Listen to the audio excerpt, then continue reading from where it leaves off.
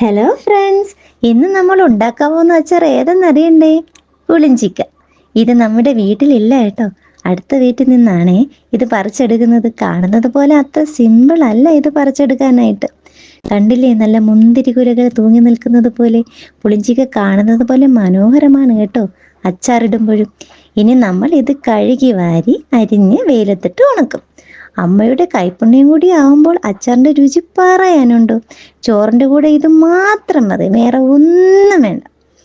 ഇനി ഈ അച്ചാറിടുന്ന വീഡിയോ ഉടനെ വരും, കാത്തിരിക്കണം കേട്ടോ. Stay tune.